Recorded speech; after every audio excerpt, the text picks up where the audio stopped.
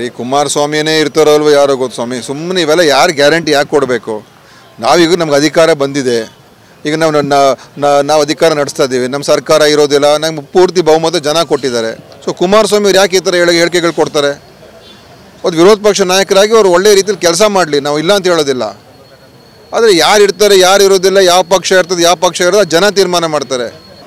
ರೀ ಕುಮಾರಸ್ವಾಮಿನೇ ಇರ್ತಾರಲ್ವ ಯಾರೋ ಗೊತ್ತು ಸ್ವಾಮಿ. ಸುಮ್ಮನೆ ಇವೆಲ್ಲ ಯಾರು ಗ್ಯಾರಂಟಿ ಯಾಕೆ ಕೊಡಬೇಕು?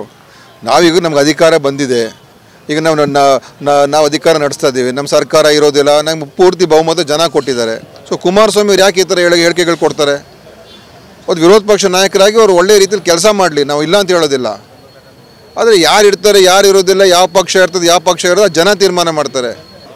ರೀ ಕುಮಾರಸ್ವಾಮಿನೇ ಇರ್ತಾರಲ್ವ ಯಾರೋ ಗೊತ್ತು ಸ್ವಾಮಿ. ಸುಮ್ಮನೆ ಇವೆಲ್ಲ ಯಾರು ಗ್ಯಾರಂಟಿ ಯಾಕೆ ಕೊಡಬೇಕು?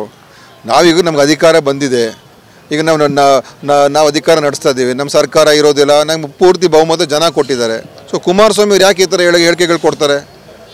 ಒಂದು ವಿರೋಧ ಪಕ್ಷ ನಾಯಕರಾಗಿ ಅವರು ಒಳ್ಳೆ ರೀತಿಯಲ್ಲಿ ಕೆಲಸ ಮಾಡಲಿ, ನಾವು ಇಲ್ಲ ಅಂತ ಹೇಳೋದಿಲ್ಲ. ಆದರೆ ಯಾರು ಇರ್ತಾರೆ ಯಾರು ಇರೋದಿಲ್ಲ, ಯಾವ ಪಕ್ಷ ಇರ್ತದೆ ಯಾವ ಪಕ್ಷ ಇರೋದು ಜನ ತೀರ್ಮಾನ ಮಾಡ್ತಾರೆ.